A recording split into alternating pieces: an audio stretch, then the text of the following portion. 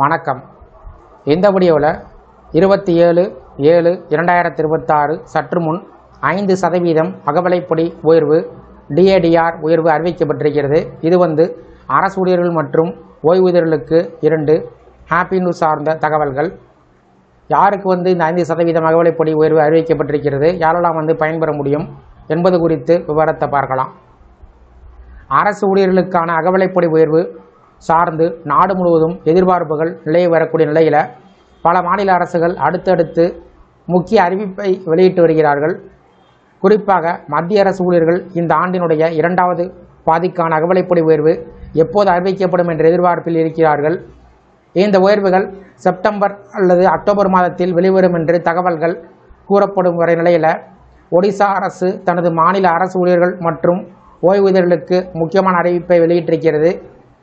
2008ஆம் ஆண்டு ஒடிசா திருத்தப்பட்ட ஊதிய விகித ORSP விதியின் கீழ் பணிபுரியக்கூடிய அரசு ஊழியர்கள் மற்றும் ஓய்வூதியர்களுக்கு அகவிலைப்படியை 5% உயர்த்துவதாக மாநில நிதித்துறை அறிவித்திருக்கிறது. இதன் மூலம் அரசு உதவி பெறும் கல்வி நிறுவனத்தில் பணிபுரியக்கூடிய ஆசிரியர்கள், ஆசிரியர் அல்லாத பணியாளர்கள், பல்கலைக்கழக ஊழியர்கள், கீழமை நீதித்துறை அலுவலர்கள் மற்றும் ஒப்பந்த ஊழியர்கள் உட்பட பல ஆயிரக்கணக்கானோர் பயன்பெற உள்ளார்கள். இந்த புதிய அறிவிப்பின்படி அடிப்படை மற்றும் கிரேடு ஊதியத்தின் அடிப்படையில் வழங்கப்பட்டு வந்த 257% அகவிலைப்படி 2026 ஜனவரி 1ஆம் தேதி முதல் அமலுக்கு வரும் வகையில் 262% உயர்த்தப்பட்டிருக்கிறது.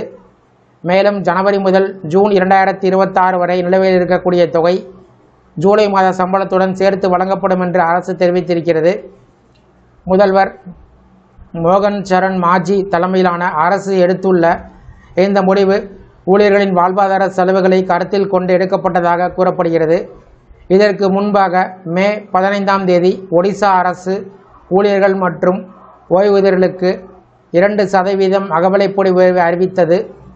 இதன் மூலம் அகவிலைப்படி 58%லிருந்து 60% உயர்த்தப்பட்டு ஜனவரி 1 முதல் அமல்படுத்தப்பட்டு மே மாத சம்பளத்துடன் வழங்கப்பட்டது. தற்போது அதனைத் தொடர்ந்து மீண்டும் 5% உயர்வு வழங்கப்பட்டிருப்பது ஊழியர்களுக்கு கூடுதல் நிதி பலனாக அமைகிறது. மற்றொரு புறம் மத்திய அரசு ஊழியர்களும் தங்களுக்கான அகவிலைப்படி உயர்வை ஆவலுடன் எதிர்பார்த்து வருகிறார்கள். தற்போதைய கணிப்புகளின் அடிப்படையில் இந்த முறை 3 முதல் 4% வரை அகவிலைப்படி உயரலாம் என்று பொருளாதார நிபுணர்கள் தெரிவித்து வருகிறார்கள்.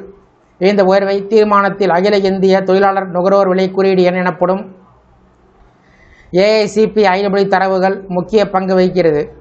அரசு வெளியிட்டுள்ள சமீபத்திய புள்ளி விவரத்தின் அடிப்படையில் 2026 ஜூன் மாதத்தில் சில்லறை பணவீக்கம் 4.38%, உணவு பணவீக்கம் 5.32%, பதிவாகியிருக்கிறது. மேலும் AICPI குறியீடு எண் மார்ச் மாதத்தில் 149.1 புள்ளியாகவும், ஏப்ரல் மாதம் 149.9, மே மாதம் 150.8 என்று உயர்ந்திருக்கிறது. ஜூன் மாத மதிப்பு 151.7 வரை செல்லும் என்று எதிர்பார்க்கப்படுகிறது. இந்த வளர்ச்சி தொடர்ந்தால் மத்திய அரசு ஊழியர்களுக்கான அகவிலைப்படி 4% வரை உயர்ந்து மொத்தம் 64% எட்டும் வாய்ப்பு இருப்பதாக தகவல்கள் தெரிவிக்கிறது. மத்திய அரசு முடிவை தொடர்ந்து பல மாநிலங்களும் தங்களது அரசு ஊழியர்களுக்கான அகவிலைப்படியை உயர்த்தி வருகின்றன.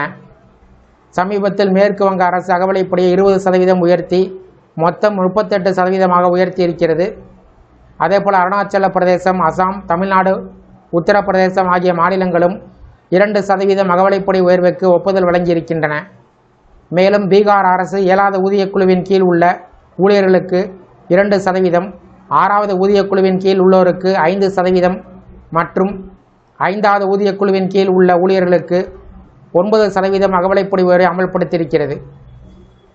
இந்த வீடியோ குறித்த உங்களுடைய கருத்துக்களை கமெண்ட் செக்ஷனில் கமெண்ட் பண்ணுங்கள். இந்த வீடியோ பிடிச்சிருந்தா வீடியோக்கு லைக் பண்ணுங்கள். இந்த வீடியோவை உங்களுடைய நண்பர்கள், உறவினர்களுக்கும் ஷேர் பண்ணுங்கள். நன்றி.